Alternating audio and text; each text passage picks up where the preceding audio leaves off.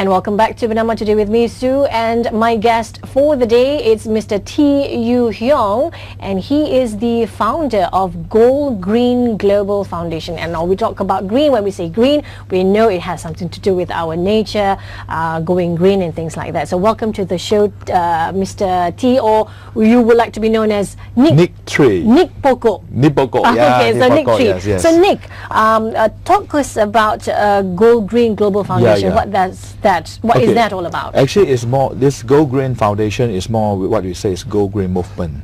So where definitely is we create the awareness of this the GoalGreen to save environment. So when we save the environment shall save us. Right. So we call that we save the earth and earth might save us. Okay. Right? It's very important now. So for the GoalGreen, the whole setup actually from these two entities. One is from Carbon Cash Berhad, and with this MAGTCC. Right. It's a Malaysian Association of Green Technology and Credit Carbon Malaysia. Right, we'll talk about that later, but we'll talk about when you say, you know, we'll save the Mother Earth and Mother Earth will save us. Is the Mother Earth is doing horrible or terrible right now? Yeah, it's something wrong. It's something wrong now. Actually, okay, for Malaysian forest, is definitely is there. Okay, every time they say this something happen every years here. So what we call the jelebu every year. Sometimes twice a year. Now it's twice. Yeah. Sometimes maybe 3 or 4 times. Why? So this is a very concern. Is a concern for us. So what we see now, because actually it's due to the forest that on our neighbors, Indonesia. So from Indonesia, last 10 years, we have this news come out in 2022. That means fire more. Fire more, the whole Indonesia may no more forest. Wow, because of the fire, the forest burning. Yeah, because of this,forestation is 2.8 million hectare per year. Wow. That means around 3 Selangor. Disappear. The size of Selangor. The size of Selangor. That means disappear in 1 year. Each year. Right. So if this continues in 5 years, it's continue. So we'll lose a lot of forests, and that could contribute to the environment. Yes. Okay. Definitely. So in what way could that affect, especially us, the neighboring countries? Okay. For us, when for this scientist studies, right? Whenever the non-forest cities. Okay, whenever no forest in, let's say in Kuala Lumpur, so the whole climate change will increase at least 7 Celsius. 7%. 7 Celsius, not 7%.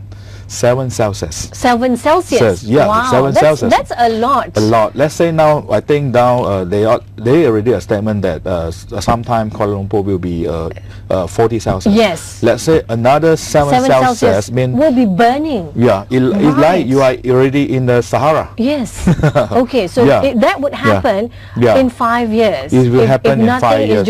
If nothing you do, yes. Right. That's why GoalGreen movement are doing something that really aggressive.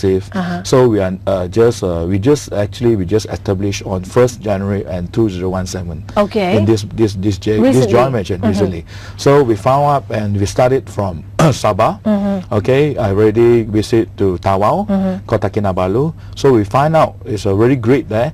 The people there really also really supportive on this GoalGreen. Okay. So I find out very what do you call it, really happy news for us for GoalGreen movement. Right. So definitely at the same time we also find out one of the stage, Kelantan stage, they just already gathered 300,000 hectare of the forest. Okay. For 30 years. Wow. It's a good news. So the people in the East Malaysia or West, in Sabah and Sarawak, has been giving you support on this. Definitely a really great support. So I would like to thanks for the Sabahan. Right.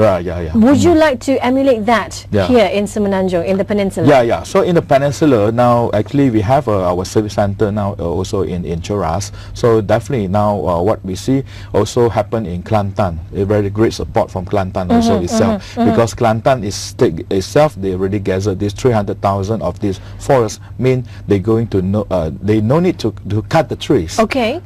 Instead of to claim one kind of what we call carbon credits. Right. It's a money. Yeah. So yeah. what is carbon credit? Okay, carbon credits. Okay, just is a agreement. Okay. Okay, it's agreement between 184 countries. Okay. And until today, actually, it's 192 countries, including Malaysia.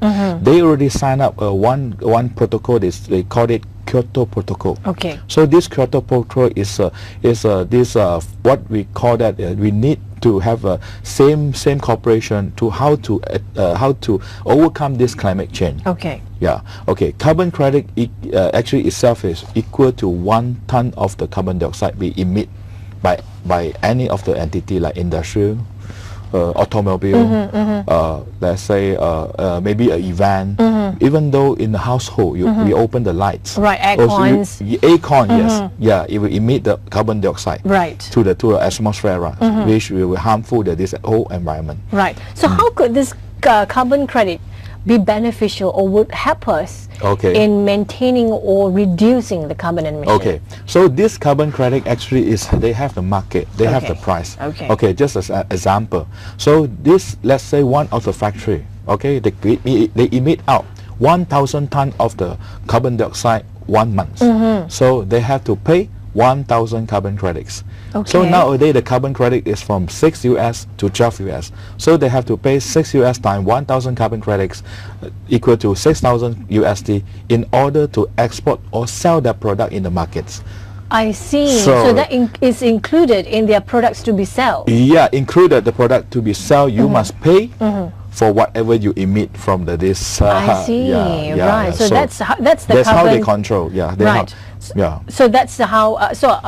From your statistics, is Malaysia doing well in emitting carbon? Okay. So for Malaysia, definitely only what I call the awareness is still not there. So when I ask 10 Malaysian, if it can be 11 Malaysian don't know carbon credits.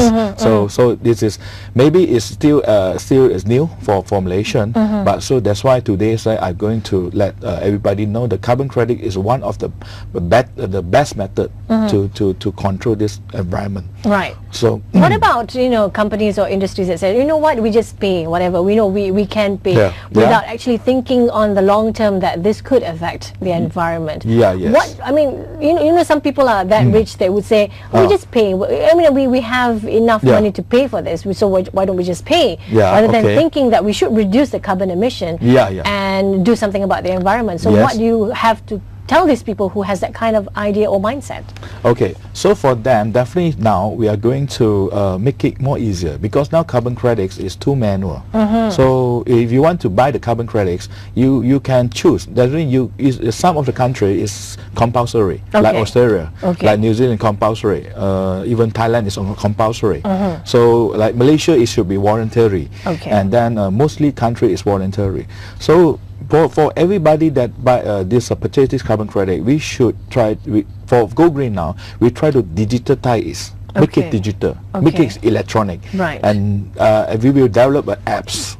You can download from the Android, you can download from iPhone one day, so you will know how to support the carbon credits. Okay. So we try to now GoalGreen itself, right? The foundation, we are creating a blockchain.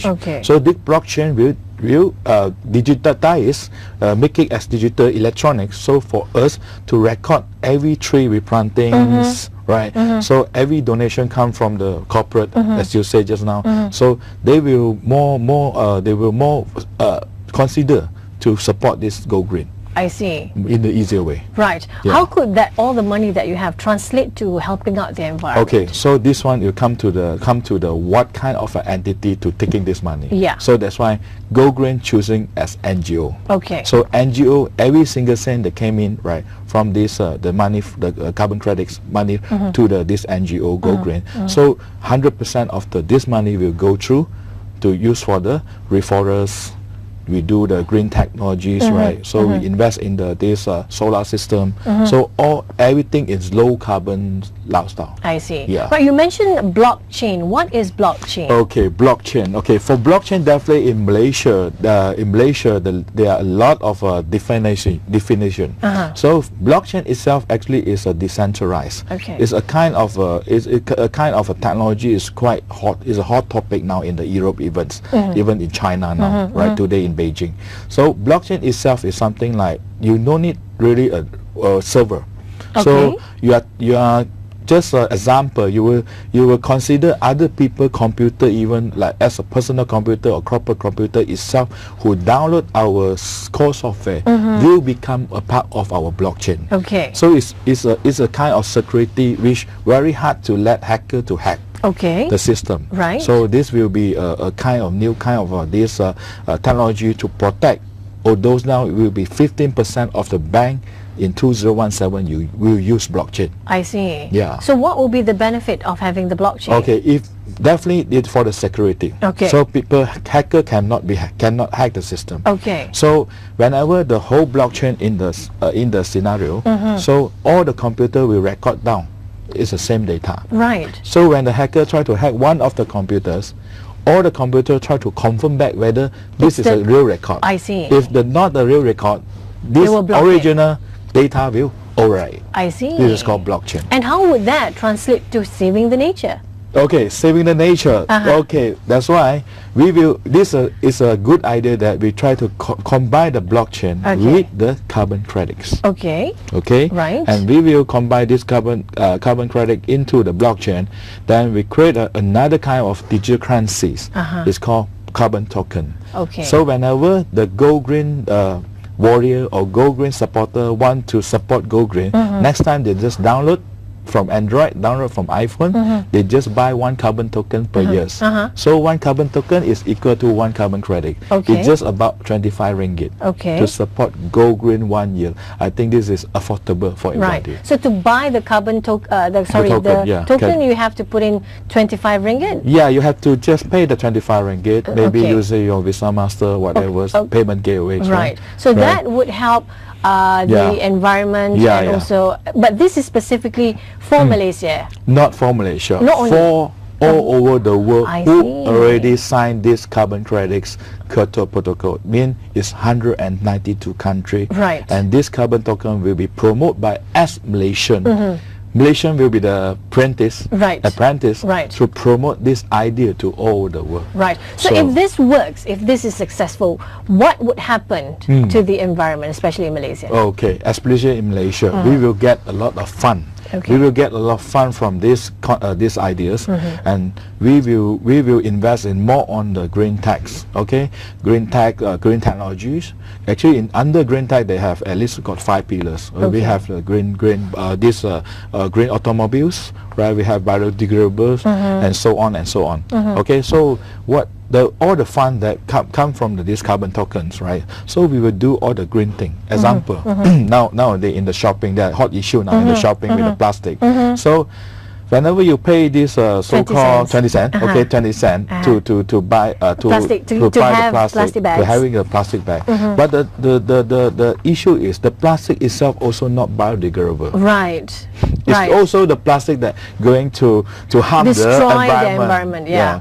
So the content of the plastic itself, let's say Earth or Kuala Lumpur contain 8 to 10% of this plastic in our Earth. Right. Actually, it's considered radiation already. I see. No need 100%. Right. Yeah. So that could translate to helping out the environment. So if we do this correctly, this could save the environment and also boost up the name, Malaysian name, and to sell off the Malaysian going to famous in GoalGreen. Okay, thank you so much, Nick, for being with us and explained about GoalGreen. And thank you so much for tuning in to BernamaTV with me. And until we meet again real soon, I'm Srati Sanusi. Okay, bye-bye.